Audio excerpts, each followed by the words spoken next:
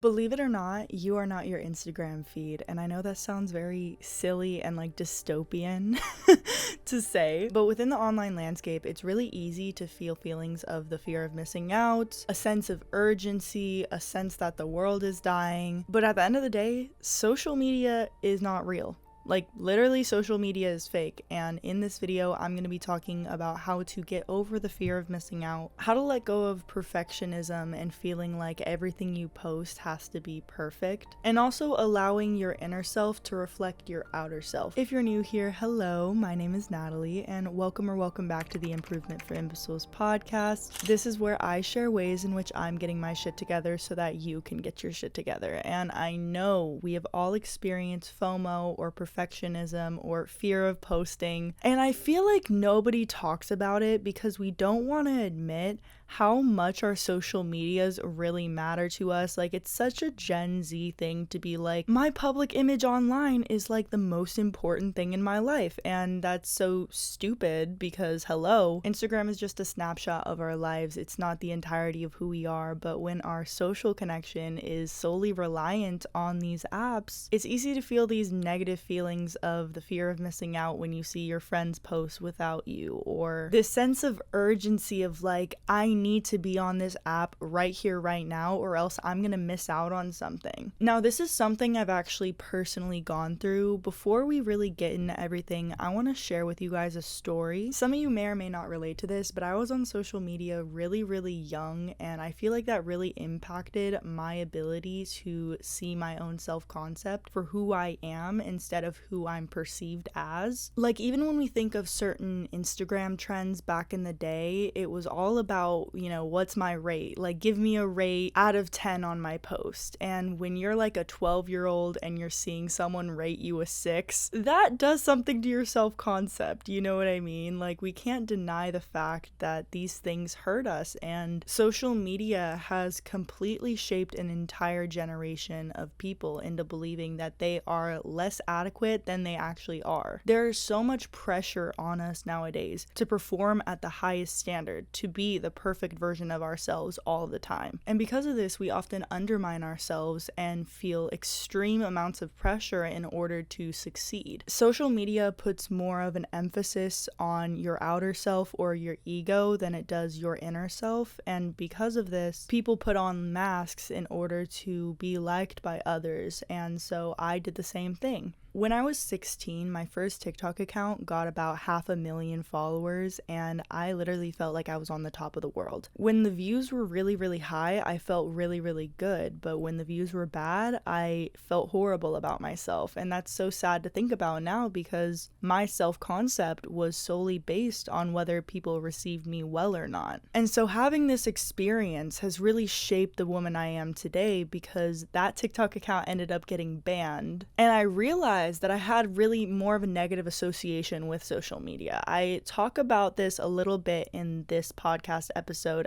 It's not a podcast episode, it's actually a YouTube video I made. Having this experience made me realize that my outer self did not reflect my inner self, and I needed to fix that. And so I went on this journey within myself. I deleted social media and I took some time to really figure out, who am I? The amount of peace I felt without social media was something I sometimes miss, but I knew I needed to share my messages with the world, and that's where this video idea comes in, because if you're anything like me, you enjoy to create, you enjoy social media to a healthy extent, but sometimes it turns to more of an unhealthy thing. It can feel pathetic when you care so much about how many people like your post or how many people engage with you. You'll somewhat become dependent on the external validation you get from social media. There was also so many reservations I had about sharing who I truly was on the internet. Like, it felt so difficult to just get in front of a camera and just start talking about the things I was experiencing, because if it wasn't received well,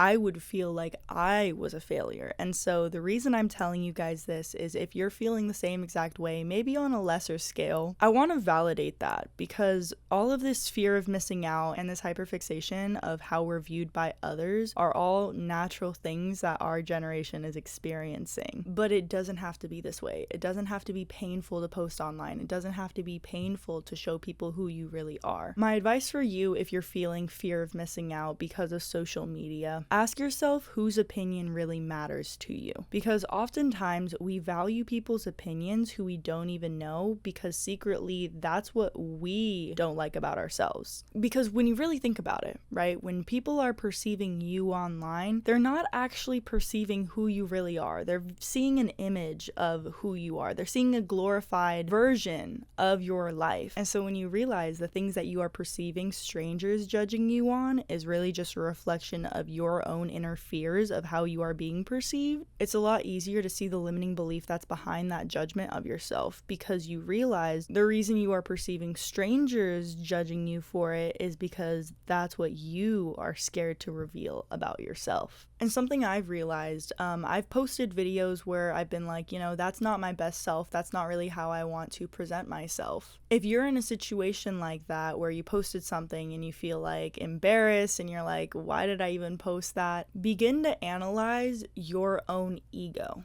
Right? And what I mean by your ego is the way you are portraying yourself. What were you trying to get out of posting a certain thing? Whether that was you posted something that was very reactionary, or you maybe got into some internet beef. Even if you're not posting videos like I'm posting, maybe you're just posting a comment. Ask yourself what is behind your own triggers. Because oftentimes it's fear of being judged and it's fear of being rejected. And it's okay to feel fear that other people are going to reject you, but do not reject yourself because of it. Do not reject your inner self in defense of you perceiving others rejecting you, because that's the worst thing you can do. Self-rejection makes you hate yourself. And so if there's one thing I would have told myself when I was invalidating myself and saying, I'm so stupid for sharing things on the internet, I'm so stupid for sharing with people who I really am, other people's reaction to you being the most truest, authentic version of yourself is none of your problem. And it's a reflection of their own inner selves, because at the end of the day, everything is a mirror. Everyone we interpret on the internet and we judge within ourselves is truly reflecting back to us a certain part of our reality, of our beliefs. So if you are fearing missing out because of social media and you are feeling like, why can't I be like this person? Why can't I be like that person? Why can't my Instagram feed look like this? You are not Instagram. Your essence cannot be felt over Instagram. Who you really are is not Instagram and is not social media. Another thing that deleting social media made me realize, the insecurities that you feel on social media are still insecurities you are going to feel off of social media. It's just off of social media, you're going to have to work to heal them. Nobody is going to interpret your authentic self as who you really are, because they're viewing it through their own lens of the world. You're never going to get to a point where you are 100% your inner self as your outer self. Like, the more that you uncover things about yourself, the more confidence you're going to have in being who you really are and showcasing your talents or starting that business or doing whatever you want in life. And we do have to think about these things in a social media context, because nowadays everything's on social media, everything's online.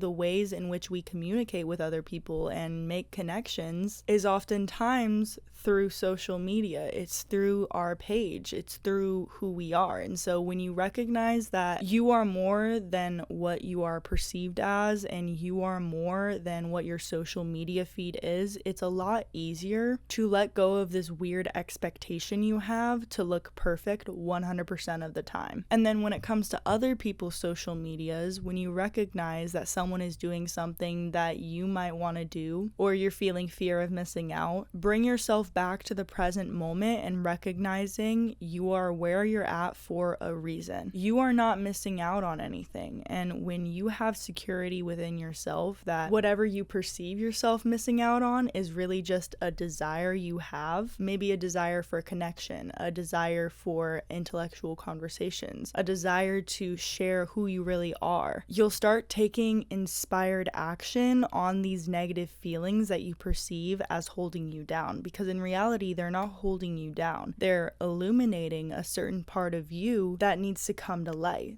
that needs to be acknowledged, that needs to be loved and nurtured, because you've been neglecting your inner self. You think you have to show up as perfect all the time. Well, in reality, the people who care so much about showing up perfect are the most unhappy people 99.9% of the time. That's exactly why when we think of these like LA influencers, sometimes they care so much about, how I look, and they're so focused on their outer appearance that they don't even seem genuine. They don't even seem authentic anymore, because there's way too much of an emphasis on their outer self and not as much of an emphasis on their inner self or the things they truly care about. And again, that doesn't always have a look, it's not always the LA influencer, because sometimes, I've met influencers who are very, very down to earth, and I've also met influencers who are very, very in their ego. But the more that you can connect with yourself and the more that you can secure yourself in who you are and explore these feelings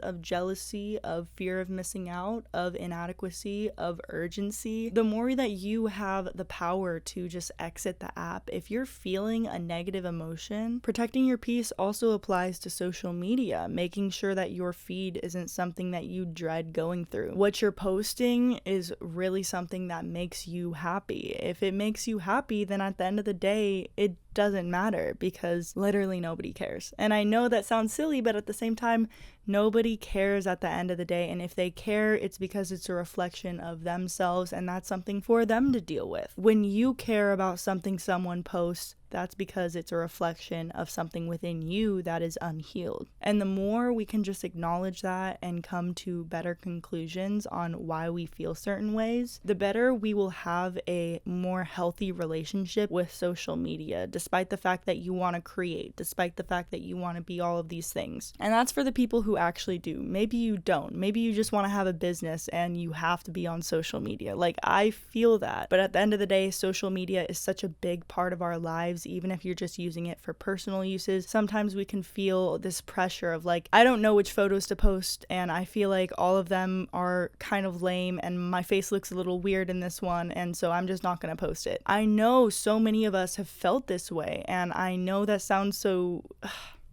I know how it sounds. Okay, I know how this video sounds, but I feel like so many of us get so caught up in looking perfect when in reality, nobody's perfect. And the more that we can just embrace moments, like, don't have your Instagram feed be this like, it needs to be so serious. Like, I don't know. I just be posting whatever I want on my Instagram. Like, I know this podcast episode was more of a ramble, but I really just wanted to talk about that because it's something that I have been experiencing. And even though I offered you some advice, this is also advice to myself to remember to not take things so seriously, because I've been really trying to push out content for you guys. Recently, I've been feeling a lot more unmotivated, and sometimes this is another thing I really wanted to talk about. People like realness. You don't always have to be perfect all of the time, and I've been feeling so unmotivated, and I'm not necessarily sure why, but sometimes when I feel unmotivated, I literally question every single aspect of everything I've posted ever. I will question every single little thing, and sometimes